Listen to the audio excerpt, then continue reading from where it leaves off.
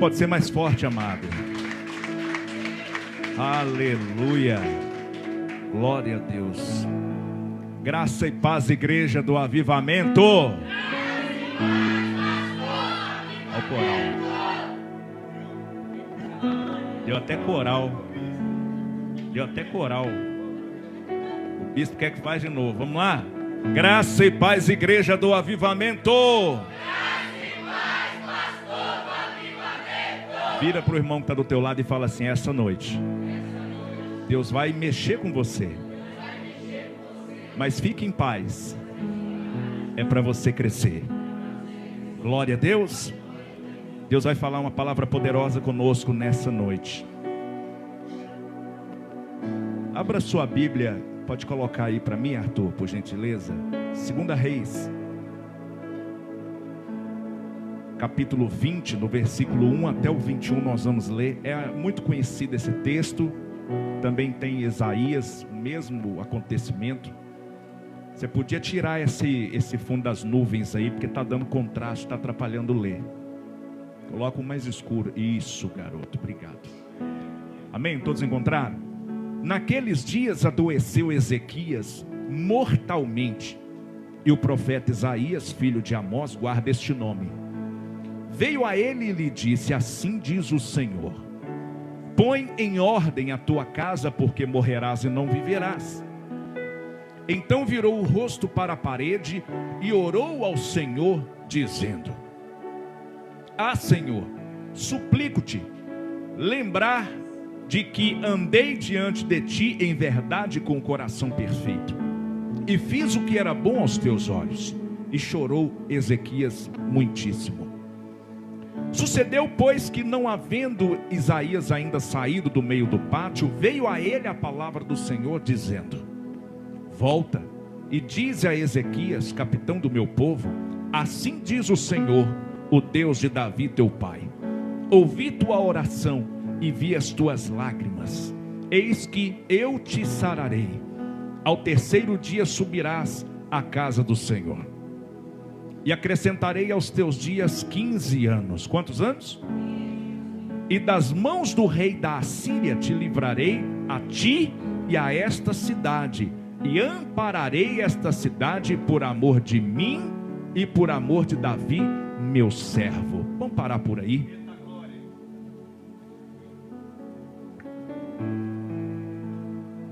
Nem tudo que nós pedimos a Deus e recebemos é necessariamente uma prova que fizemos a melhor escolha. Às vezes Deus até vai responder a nossa oração, mas a resposta que recebemos pode carregar consequências que não conseguimos enxergar. Você já pediu alguma coisa a Deus com tanta insistência que, se Deus dissesse assim, você vai alcançar o que você pediu, como foi no texto, você ficaria completamente feliz? Pergunta para o irmão do teu lado aí: você ficaria feliz se Deus respondesse a tua oração hoje? Tem muita gente que está orando, Marquinhos, pedindo a Deus um milagre, e colocando ali todo o seu ímpeto, a sua expectativa em receber de Deus aquilo que está pedindo. E quando Deus alcança, quando Deus entrega, melhor dizendo, aquilo que nós estamos pedindo, muitas das vezes é motivo de alegria, motivo de festa, é motivo de celebração. E nós costumamos pensar: se Deus me deu, é porque era perfeito. Mas a Bíblia apresenta algumas situações complexas. Ezequias estava muito doente. Diga comigo: Ezequias estava muito doente. Mas o profeta Isaías chegou a ele e diz: assim diz o Senhor, coloque em ordem a tua casa, porque morrerás e não viverás. Aí Ezequias chorou, virou o rosto para a parede, orou, e Deus mandou Isaías voltar e disse a ele: ouvi a tua oração e vi as tuas lágrimas. Então eu te sararei e acrescentarei aos teus dias 15 anos. Diga assim: Deus mudou tudo. Deus mudou a sentença. Deus mudou o decreto. Parece que é uma coisa boa, né? Todo mundo está querendo um decreto mudado. Todo mundo está querendo uma sentença diferente. Talvez você tenha uma causa na justiça e aí o juiz dá causa contrária a você. Você fala: Deus, eu não aceito isso, porque eu sou teu servo. É a mesma oração que Ezequias fez. Andei diante de ti com firmeza, com coração íntegro na tua presença, fiz o que era reto aos teus olhos. E aí Deus pode acabar entregando aquilo que nós estamos pedindo. E é aqui que começa a nossa mensagem. Eu quero que você preste muita atenção, porque nós vamos caminhar por algumas situações aqui que vai fazer a gente raciocinar de uma forma diferente. Ezequias não estava necessariamente errado em querer viver. Quem não quer viver? Tem alguém que está querendo morrer aí? Levanta a mão. Ninguém, né? Todo mundo quer viver. Viver é bom? É bom, Marquinhos, viver? Bom, né? A morte, ela é dolorosa. E ele tinha responsabilidades. Ezequias tinha família. Ezequias tinha um reino. Ezequias tinha projetos. Cutuca o irmão do teu lado aí com carinho e pergunta para ele: você tem projeto, irmão? Você planeja alguma coisa para o seu futuro? Ou tá bom do jeito que tá? Sua conta bancária tá tudo legal, tá tudo azul. Você tem o carro dos sonhos na tua garagem. A casa que você sempre sonhou tá tranquilo? É isso aí ou não? Quem não tá querendo, né? Pois é, Ezequias também estava querendo. Quando Deus virou para ele e falou assim: você vai morrer, camarada. Coloque em ordem a tua casa, porque você vai morrer. E aí ele fez o que todo crente faz. Foi para oração. Isso nos ensina algo maravilhoso. Deus, ele não ouve apenas a nossa oração, mas ele também recolhe as nossas lágrimas.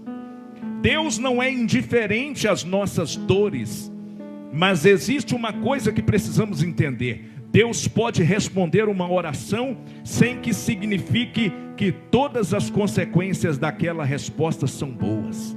Às vezes Deus vai responder a sua oração, só que as consequências do que você pediu pode não te agradar. Que bênção! Deus me deu mais 15 anos, oh glória! Imagine que ele fez festa, imagine que ele celebrou, imagine que ele falou assim: agora eu vou poder realizar aquela obra, aquela construção que eu queria fazer. Agora eu vou poder gravar aquele CD. Agora eu vou poder comprar aquele carro. Agora eu vou poder fazer isso, fazer aquilo. Mas agora observe algo impressionante. Durante os 15 anos que Deus acrescentou na vida de Ezequias, nasceu um que seria o rei logo depois dele, chamado Manassés. Coloca aí 2 Reis 21, no versículo 1. Capítulo 21, 1. Tinha Manassés 12 anos de idade quando começou a reinar. E 55 anos reinou em Jerusalém. E era o nome de sua mãe Refzibá. Que nome, hein? Não, tá bom aí. Só por aí, para aí. Daqui a pouco nós vamos chegar aí. Então, depois que Ezequias reinou durante os 15 anos a mais que Deus entregou para ele, Deus respondeu a oração ou não respondeu? Deus respondeu. Deus deu para ele, fez sinais poderosos para mostrar para ele que Deus era com ele. Isso é ótimo, isso é gostoso, isso é muito bom. Saber que você faz uma oração e o seu Deus responde. Quem gosta de ter oração respondida aí? É gostoso, né? Quando você faz prova com Deus e Deus está ali prontamente e te atende. É muito bom. Manassés nasceu durante o período acrescentado à vida de Ezequias. E aqui podemos fazer uma reflexão poderosa. Ezequias pediu mais 15 anos, mas ele não pediu sabedoria para administrar os anos que recebeu. Talvez você pede a Deus algo, mas quando Deus entrega aquilo na tua mão, você não sabe o que fazer com aquilo. Você já viu aquele ditado, Deus não dá asa à cobra? Tem hora que Deus não atende muitas orações que fazemos porque Deus não quer dar asa para você. Talvez a oração que você tem feito durante muito tempo, Deus está custando responder, sabe por quê? Não é porque você está fazendo alguma coisa errada, não é porque você não merece, é porque você está olhando para o agora, você está olhando para o aperto hoje, mas Deus está vendo a consequência amanhã. Você está olhando para o foco nesse momento, mas Deus está olhando daqui 15 anos. Você consegue imaginar a sua vida daqui 15 anos, irmão? Talvez hoje você tenha orado buscando algo de Deus. Senhor, me atende. Será que o Senhor não está me ouvindo? Por que parece que eu estou falando com as paredes? Eu estou orando para o teto. Minha oração não está passando do teto. Não, irmão, Deus está ouvindo a sua oração. Só que junto com a oração também tem que acontecer algo na nossa vida chamado amadurecimento. Sabia que tem muita gente hoje na igreja que tem 10, 15, 20, 30 anos de crente, mas qualquer coisinha que acontece, o bispo chama atenção, o pastor pega no pé, qualquer coisinha, já não vou na igreja porque fulano fez isso comigo. É uma criança, não amadurece. Por isso que Deus muitas vezes pega pesado e não responde do jeito que nós gostaríamos que respondesse. Porque menino Deus trata como menino, e homem Deus trata como homem. Mulher, Deus trata como mulher. Mas criança, infantil, gente que não tem inteligência, não tem sabedoria, Deus trata como imaturo, como tolo. E Deus está certo. Porque se você estivesse no lugar dele, você daria para o seu filho algo sabendo que ele não tem condição de administrar? Se você sabe que o teu filho não tem condição de ter um carro, não tem idade para dirigir, não tem entendimento, não sabe que se acelerar muito pode atropelar uma pessoa, pode matar alguém, pode trazer consequência, você vai lá e vai dar o carro? Mesmo você tendo condição de comprar? Deus é do mesmo jeito. Às vezes Ele não entrega para você, não é porque Ele é ruim, não é porque Ele não quer te ouvir, não é por causa disso. Não é por causa de Deus, é por causa de você. É esse o problema. Ezequias precisava não só ter sabedoria para criar seu filho Manassés, mas ele precisava ter entendimento de que não bastaria só criar um filho, ele precisaria criar um discípulo. Eu vou falar de novo, para ver se entra. Criar um filho é muito fácil, difícil é criar um discípulo. Você já viu aquele ditado que fala assim: filho de peixe, peixinho é? Coisa nenhuma, irmão. Filho de pastor não é pastor. Filho de médico não é médico. Filho de polícia não é polícia. O filho do polícia pode virar bandido. O filho do pastor pode virar macumbeiro. O filho do médico pode virar um assassino. Então essa história de que filho de peixe, peixinho é, isso é balela, conversa fiada. Agora só tem um jeito de você transferir o seu DNA para o seu filho. É olhar para ele e falar: você, meu filho, você não é só meu filho, você é o meu discípulo. E aonde eu colocar o pé, você coloca atrás. Aonde eu for, você vai junto. Porque aonde eu estiver na presença de Deus, você também está. E sabe o que vai acontecer? Quando você estiver buscando a presença de Deus, irmão, é algo extraordinário. Quando eu ajoelho para orar, e o Benjamin está lá na sala, eu estou no quarto, estou orando. Aí é questão de segundos. Ele vê que eu estou quietinho, ele sai de lá e vem ver o que está acontecendo. Quando ele me vê ajoelhado orando, ele ajoelha do lado. E eu ensinei para ele que toda vez que a gente vai orar, uma oração poderosa é uma oração de intercessão. É quando você estende as suas mãos em rendição ao Senhor e você começa a declarar palavras que movimentam o reino espiritual. Benjamin, de um mês e pouquinho para cá, toda vez que nós vamos orar, ele levanta as duas mãozinhas para o céu. O exemplo arrasta. O modelo faz com que o teu filho queira te copiar. Mas se você fala palavrão dentro de casa, o teu filho também vai falar. Se você briga com seu vizinho, o teu filho também vai brigar. Se você compra e não paga, o teu filho também vai comprar e não vai pagar. Se você faz coisas que não são boas, o seu filho vai te copiar. E Ezequias não tinha parado para pensar nisso. Ele só pensou nele. Diga comigo, Ezequias só queria resolver o probleminha dele. Qual que era o problema dele? Eu vou morrer, eu vou pedir saúde, eu vou falar com Deus que eu andei reto, eu andei em justiça, e Deus vai me dar mais tempo para eu resolver as minhas coisas. E realmente Deus deu. Só que tem uma coisa: a decisão de Ezequias foi olhar só para ele. Ele não olhou para a geração. Ei, como você está treinando o teu filho?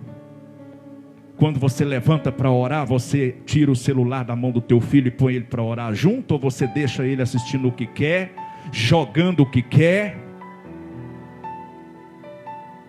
Lá em casa, Benjamin aprendeu lá na escola lá uns bonequinhos. Toda vez que vai colocar vídeo no YouTube, era aqueles bonequinhos. Aí eu fui procurar saber de que era, eu descobri que era um jogo, um tal de Roblox. E aí agora, há pouco tempo, né, saiu nas mídias aí tudo,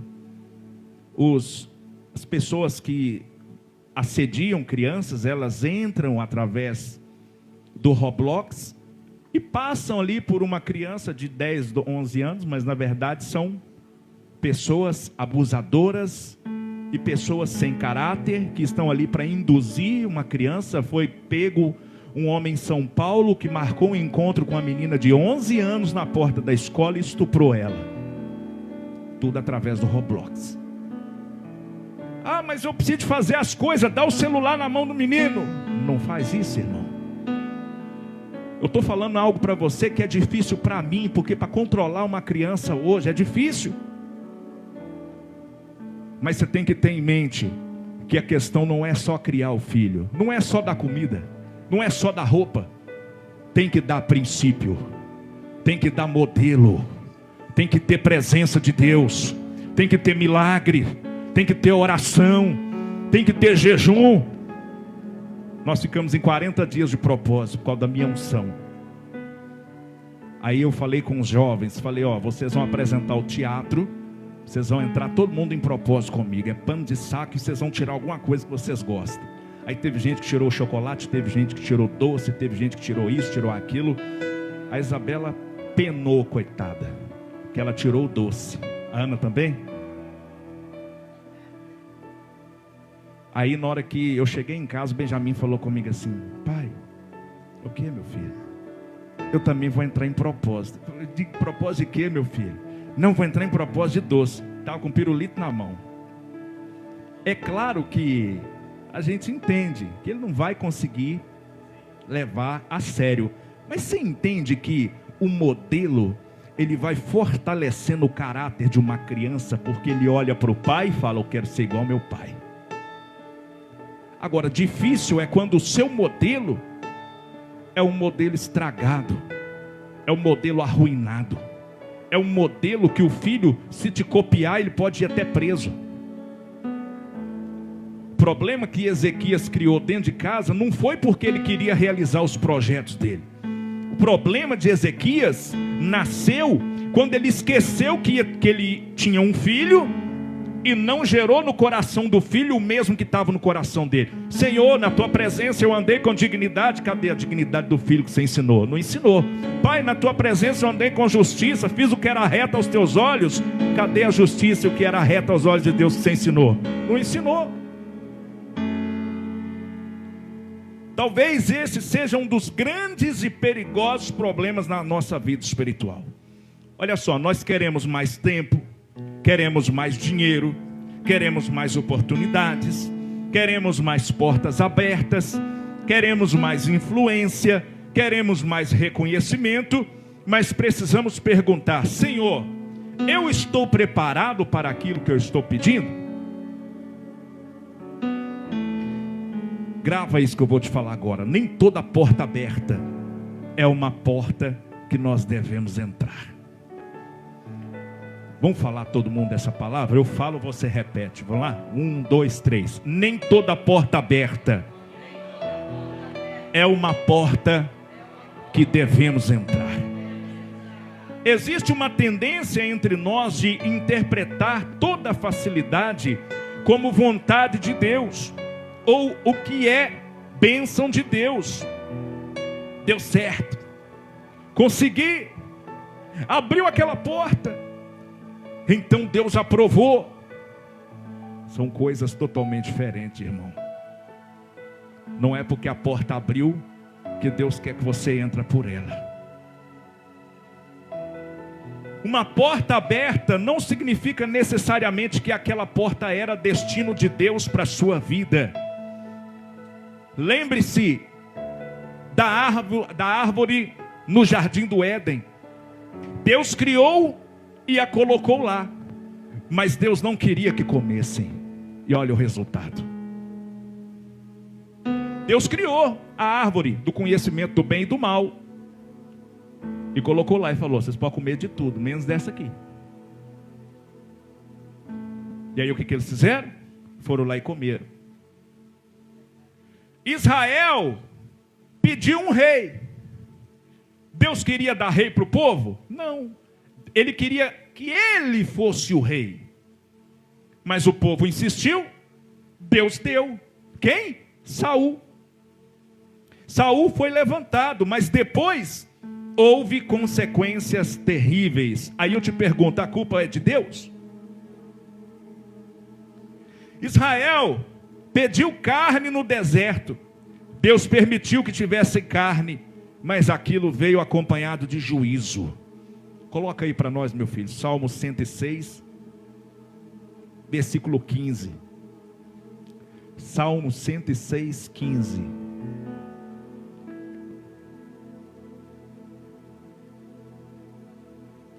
E olha lá.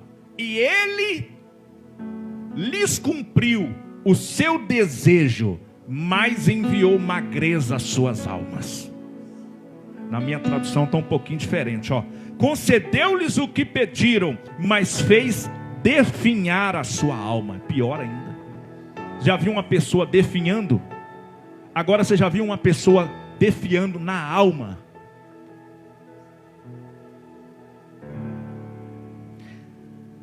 Essa frase parece assustadora, mas foi exatamente isso que aconteceu. Há pedidos que podem ser perigosos, porque existem momentos em que estamos tão concentrados naquilo que queremos, que esquecemos de perguntar: Deus, o que tu queres? Na hora que Jesus estava para ser crucificado, os soldados vinham para prender Jesus. E aí Jesus estava ali naquele momento de agonia profunda. E a agonia era tanta que ele começou a transpirar gotas de sangue. E aí a oração dele ali era uma só: Pai, afasta de mim esse cálice sem que eu tenha que beber, sem que eu beba, mas contudo, seja feita a tua vontade. Eu falei aqui já algumas vezes que tem gente que parece que acha que Deus se agrada do mesmo jeito que nós nos agradamos. Você sabia que tem gente que passa a vida inteira fazendo bolo de chocolate para Deus, mas esquece de perguntar: Deus, o Senhor gosta de bolo de chocolate? Parece uma brincadeira essa frase, mas pensa. Às vezes a gente passa tanto tempo fazendo coisas para Deus e não perguntamos a Deus se Deus está se agradando daquilo que estamos fazendo. Tem gente que jejua até quase se matar. Tem um povo aí, não sei se na Etiópia, um povo aí, esses povos hindus aí, que o povo sai nas ruas fazendo uma marcha, e eles pegam um chicote com lâminas na ponta, e eles vão cantando um cântico e se flagelando, e o trecho é longo. E eles só param de fazer aquilo quando eles chegam lá do outro lado. É uma forma de se sacrificar ao Deus deles. Mas deixa eu te perguntar um negócio. Será que Deus pediu isso? Se é o Deus que nós estamos servindo, será que Ele pediu isso? Eu sei que não é. O Deus que eles estão adorando é outro. Mas isso não cabe na nossa mente. Não dá para entender. Mas precisamos ser coerentes e perguntar: Deus, o Senhor está se agradando desse propósito? Deus, eu quero raspar minha cabeça e ficar carequinha, igual o pastor ali, ó. Mas será que o Senhor vai se agradar disso? Deus, eu quero ficar sem comer carne, eu quero ficar sem fazer isso, mas o Senhor vai se agradar disso? O problema não foi Deus ter ouvido Ezequias. Aqui nós precisamos ter equilíbrio. Não devemos afirmar que Deus errou ao dar mais 15 anos a Ezequias, porque Deus não errou. Deus não erra. O ponto aqui é outro. Deus conhece as consequências que nós não conseguimos enxergar. Ezequias enxergava apenas o presente.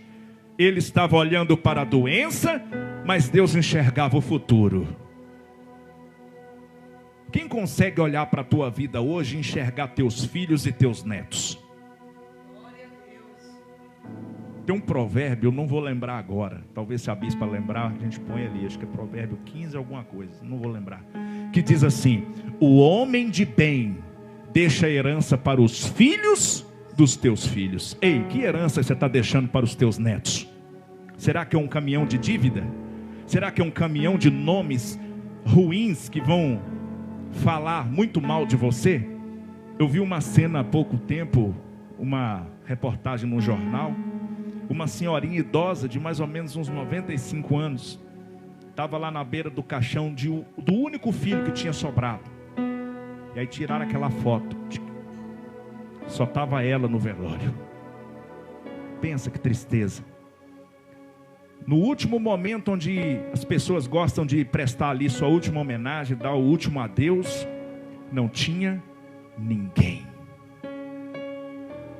O homem de bem deixa a herança para os filhos dos teus filhos. Só que tem um detalhe: o homem de bem, ele anda debaixo de princípios. Provérbios 13, 22, olha lá, ó. O homem de bem deixa uma herança aos filhos de seus filhos, mas a riqueza do pecador é depositada para o justo. Palavra tremenda essa. Quando oramos, normalmente enxergamos: eu quero isso. Deus consegue enxergar: se eu te der isso, onde isso vai te levar? É o que Deus está pensando. Você pensa: eu quero isso. E Deus pensa assim: se eu te der isso, o que você vai fazer com isso? Você vê a oportunidade, Deus vê a consequência. Você vê a porta, Deus vê o corredor inteiro depois dela aberta. Você vê a conquista, Deus vê a conquista, vê o que a conquista pode fazer com o seu coração. Deus vê o profundo. Nós somos limitados, nós não conseguimos ver. Agora nós vamos entrar na parte pesada dessa mensagem. Manassés, o filho dos anos acrescentados. Agora entraremos em uma parte muito forte. Manassés começa a reinar. E a descrição bíblica é terrível. Coloca aí, 2 Reis 21, 2. Agora é lá onde você foi aquela hora lá e eu falei para você voltar. 2 Reis 21, 2. E fez o que era mal aos olhos de quem? Me ajuda a pregar. Conforme as abominações dos gentios, que o Senhor expulsara de suas terras, de suas possessões, de diante dos filhos de Israel. Continue. Porque tornou a edificar os altos que Ezequias seu pai tinha destruído. Olha lá, ó, tudo que o pai fez de bom, ele passou um trator em cima e destruiu. Tinha destruído e levantou altares a quem? A Baal. E fez um bosque como o que fizera Acabe, rei de Israel. E se inclinou diante de todo o exército do céu e os serviu. E edificou altares na casa de quem? pegou as porcarias do mundo e colocou dentro da casa de Deus, do qual o Senhor tinha falado: em Jerusalém porei o meu nome. Aí o miserável foi lá e pegou tudo que era ruim e colocou dentro do templo. Continua. Já foi? Então, amados, ele fez o que era mal aos olhos do Senhor, conforme as abominações dos gentios que o Senhor expulsara de diante dos filhos de Israel. Ele reconstruiu os altares pagãos. Ele adorou a outro Deus, que era Baal. Ele fez postes ídolos, tudo o contrário que o pai tinha feito. O pai derrubou os altares, ele foi lá e levantou. O pai adorou ao Senhor dos exércitos, ele foi lá e adorou Baal. Ele foi lá e Ezequias derrubou os postes ídolos, ele foi lá e levantou os postes ídolos. Além disso, Manassés derramou muitíssimo sangue inocente. Se você tiver curiosidade depois, não vai dar tempo aqui, mas você pode pegar a história do rei Manassés. Em determinado momento do seu reinado, as aves de rapina, os abutres, pairavam sobre a cidade que Manassés reinava, porque de uma extremidade à outra havia sangue pelas ruas. Você tem ideia o que é isso? Aqui a gente tem dificuldade quando chove, ter que pular uma poça d'água. Imagine você tendo que pular poças de sangue. Foi o reinado de Manassés, que nasceu nos 15 anos que foi acrescentado. Por isso nós não podemos apenas criar filhos, temos que criar discípulos. Temos que ser modelo. Se vai levantar para orar, coloca o teu filho de pé. Ah, mas eu estou com sono. Passa a água na cara e põe do seu lado e vai orar junto. Porque talvez você não está vendo, mas lá na frente pode desonrar o Deus que você serve. E desonrar até mesmo o nome da tua família.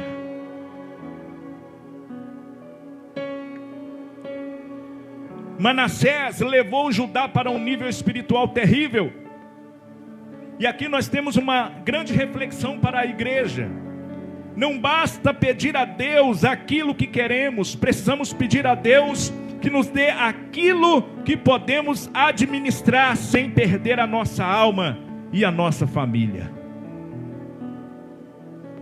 Ezequias era um homem de Deus. Então, como isso aconteceu? Essa pergunta precisa ser feita. Ezequias não era um rei qualquer. Ele promoveu reformas espirituais, destruiu altares idólatras, restaurou a adoração, confiou no Senhor. Então, como Manassés se tornou tão perverso, aqui devemos tomar cuidado para não colocar toda a culpa sobre Ezequias. A Bíblia também mostra que cada pessoa responde diante de Deus por suas próprias escolhas. Você sabia, irmão? Por mais que você crie o seu filho debaixo de princípio, por mais que você crie o teu filho mostrando para ele o caminho certo e o caminho errado, por mais que você crie o teu filho debaixo de um, sabe, mostrando para ele todas as coisas, as consequências, tudo, ele ainda vai ter o poder de decidir se ele vai te obedecer ou não. Ele ainda vai ter a opção de escolher se vai ser um homem de bem ou não, se vai ser uma pessoa de honra ou não. Por isso nós precisamos entender como é que nós estamos criando os nossos filhos. A alma quer pecar, essa morrerá. Portanto, Manassés não pode simplesmente dizer: meu pai foi responsável pelos meus pecados. Não. Manassés tomou decisões, mas existe uma advertência para os pais. Aquilo que fazemos dentro de casa pode influenciar profundamente a próxima geração. Não basta termos uma experiência com Deus, precisamos também transmitir a nossa fé. Não basta construirmos uma igreja, precisamos construir uma família. Não basta termos unção no púlpito, precisamos ter testemunho dentro de casa. Você olha para Manassés e pensa: esse homem não tem mais jeito. Não é assim? A gente pensa: nó, o camarada fez tudo de errado. Coloca aí, meu filho, 2 Crônicas 33, 12 e 13, nós vamos ler.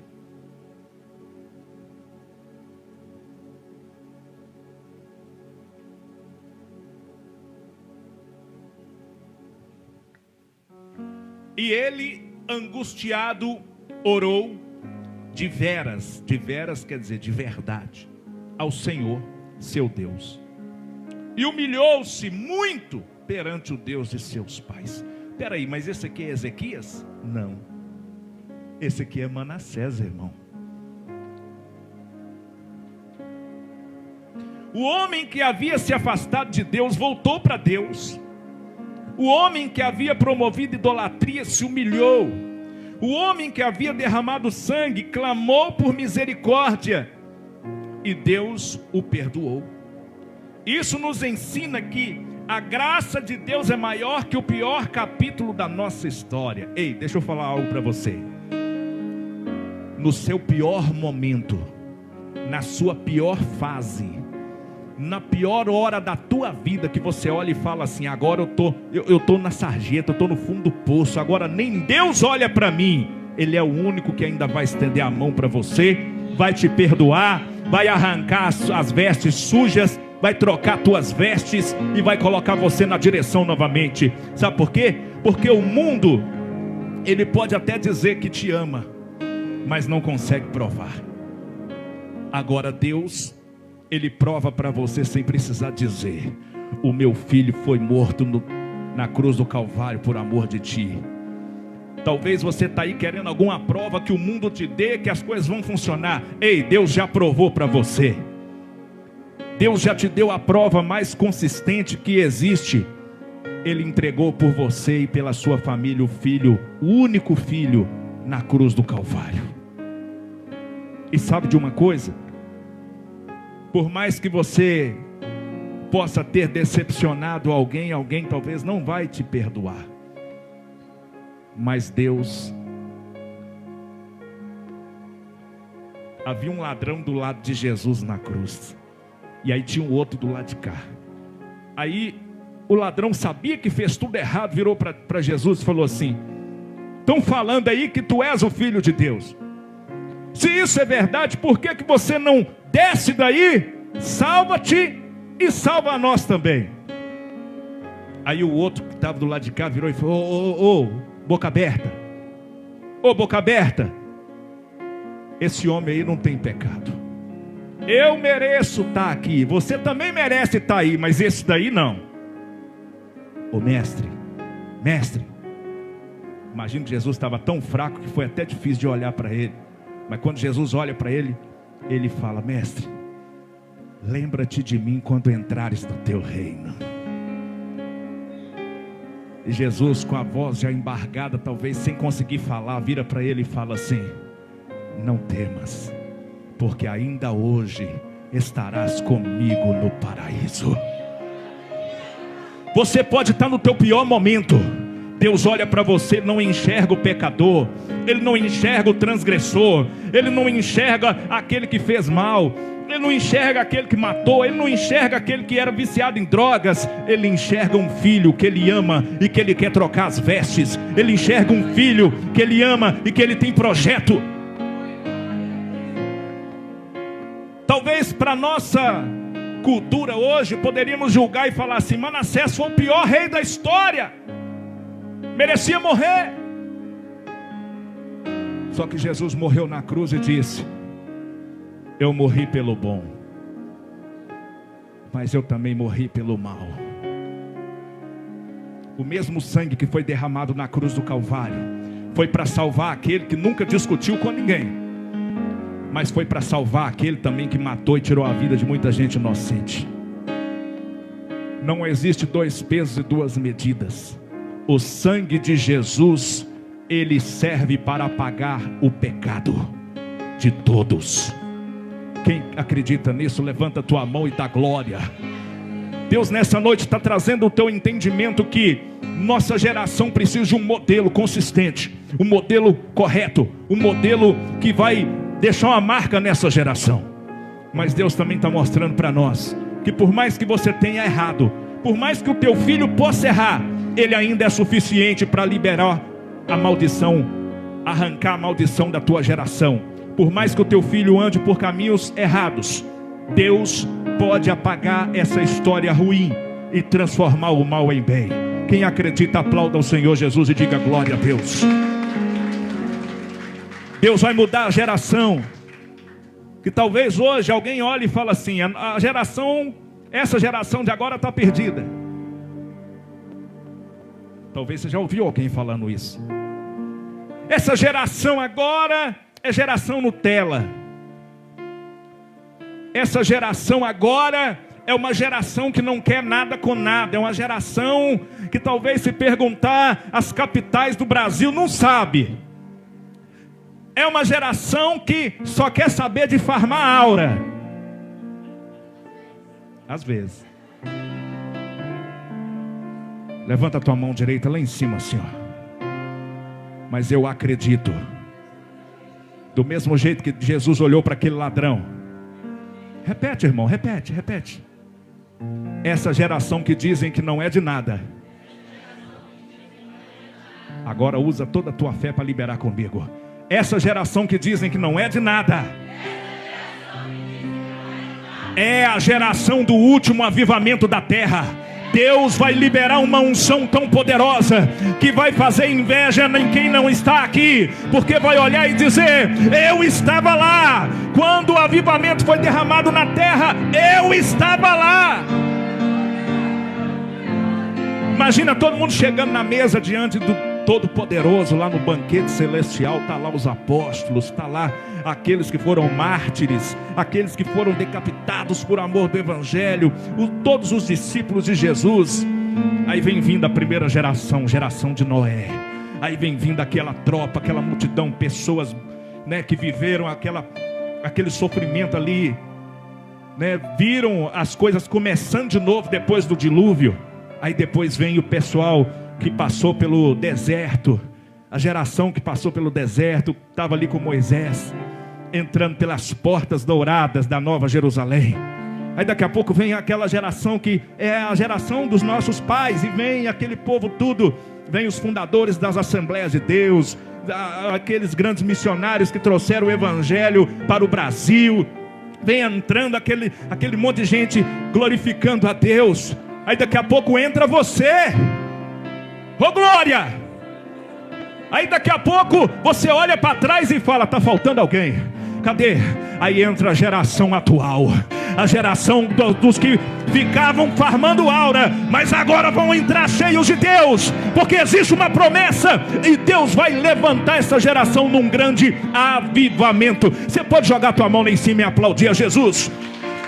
Eu quero ver isso. Eu não sei você, mas eu quero ver isso acontecer. Glória a Deus. Deus perdoou Manassés. Talvez você tenha chegado até aqui carregando alguma culpa. Talvez você tenha chegado até aqui cometido muitos erros. Talvez você tenha destruído muitas coisas. Talvez as coisas vinham na tua mão e destruía, por falta de entendimento, por falta de visão espiritual, por falta de discernimento espiritual. Mas não existe pecado maior do que a graça de Deus. Não estou dizendo que o pecado não tenha consequências. Manassés foi perdoado, mas sua história deixou consequências. O perdão não significa que todas as consequências desaparecem, mas significa que Deus pode restaurar o relacionamento com o pecador e mudar a história do pecador para alguém que honra a Deus. Eu sou prova disso. Eu ficava pelas madrugadas, corre daqui, corre dali, faz uma coisa, faz outra, para gerar um dinheirinho, para comprar uma pedra de crack. Mas um dia Deus olhou para mim e falou assim: esse aí vai ser diferente. Você está tentando destruir ele, né, capiroto? Mas esse aí é meu, vaza. Você sabia que Deus está olhando para a tua geração e vendo o diabo contemplando tua geração? De repente Deus está olhando e falando assim: você está olhando, né? Você queria, né? Pois é, você não vai ter, é meu. Quem entende, diga glória a Deus. Quem está com seu filho aí, perto aí? Está lá embaixo? Então levanta a mão direita para cima, assim como se estivesse apontando para o teu filho. E fala assim, ó. É profético isso, tá? Fala assim, ó. A minha geração vai alcançar tudo que eu não alcancei, tudo que eu não consegui, a minha geração vai conquistar. Os dons espirituais que eu não consegui, a minha geração vai conseguir. Agora essa é forte, hein? Continua com a mão lá em cima. Os milagres espirituais que eu não consegui enxergar, a minha descendência vai tomar posse. Só quem acredita nisso, aplauda ao Senhor e diga glória a Deus.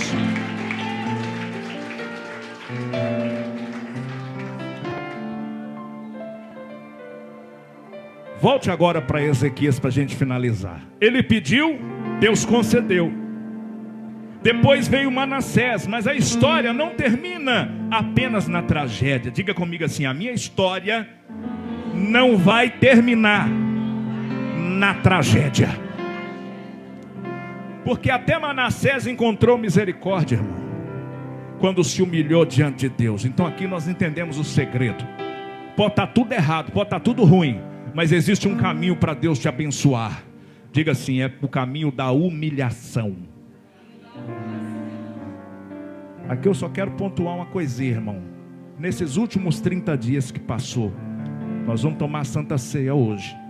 Você conseguiu pelo menos tirar não vou nem falar alguns dias não, vou falar algumas horas de consagração ao Senhor? Você conseguiu tirar um dia de jejum? Você conseguiu ficar um dia sem rede social? Você conseguiu pelo menos desligar a televisão e deixar só Deus falar na tua mente? Esse é o caminho para Deus remover maldições. Esse é o caminho, é através da humilhação.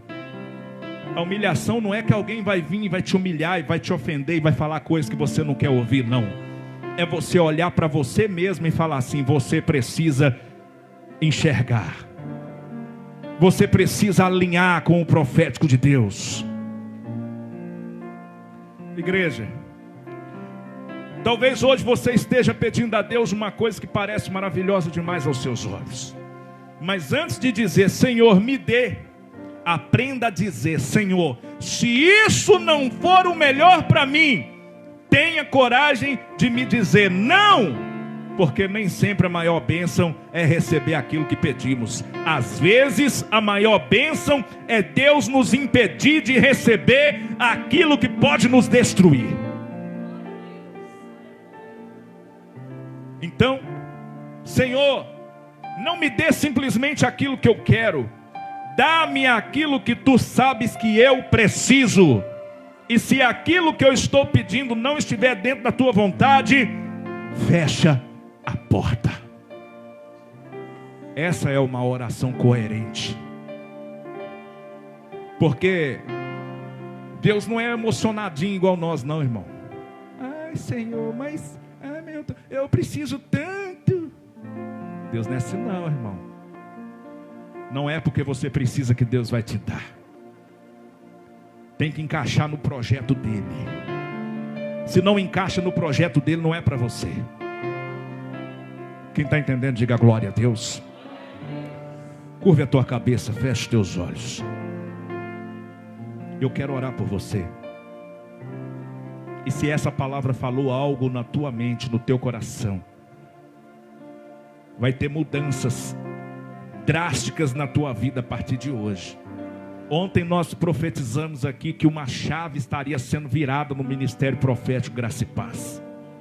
E essa chave que iria ser virada era uma chave para virar para um novo tempo. Só que só tem como virar para um novo tempo se houver mudança de mente. Só tem como virar para um novo tempo se tiver transformação na mente. Porque tudo começa na mente. A palavra de Deus diz que o inimigo, ele cega o entendimento. Mas se você tiver um entendimento apurado, alinhado com a vontade de Deus, a chave vira hoje. A chave vira hoje.